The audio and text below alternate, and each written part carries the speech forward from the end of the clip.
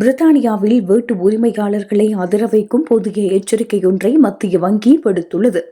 Iran போர் மற்றும் சர்வதேச பதற்றங்களால் ஏற்பட்டுள்ள பொருளாதார நெருக்கடி காரணமாக பிரித்தானியாவில் சுமார் 7,50,000 குடும்பங்கள் மாதம் ஒன்றுக்கு 170 பவுண்டுகள் வரை இழக்க நேரிடும் என எச்சரிக்கப்பட்டுள்ளது. இது தொடர்பான விவரங்களை வங்கியின் புதிய நிதி ஸ்திரத்தன்மை அறிக்கை வெளியிட்டுள்ளது. பிரித்தானியாவில் அண்மைய கணிப்புகளை விடவும் மேலதிகமாக 1 மில்லியன் வீட்டு உரிமையாளர்கள் மாதாந்தம் அதிக தொகையை செலுத்த வேண்டிய நிலைக்கு தள்ளப்பட்டுள்ளனர். ஏற்கனவே 3.9 மில்லியன் குடும்பங்கள் தங்களது அடமான கடன் வட்டி ஒப்பந்தங்களை புதுப்பிக்கும் போது கூடுதல் தொகையை செலுத்த நேரிடும் என அறிவிக்கப்பட்டிருந்தது.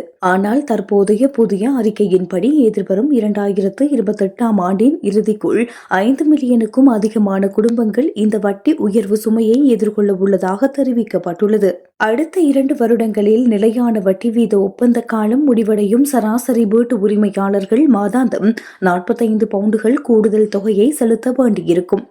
குறிப்பாக தற்போது 3% குறைவான வட்டியை செலுத்தி வரும் 7,50,000 குடும்பங்களின் வட்டி ஒப்பந்த காலம் இந்த 2026 ஆண்டில் முடிவடைகின்றது. இவர்கள் புதிய வட்டி வீதத்திற்கு மாறும் போது மாதாந்தம் சராசரியாக 170 பவுண்டுகள் வரை மேலதிகமாக செலுத்த வேண்டிய கட்டாயம் ஏற்படும்.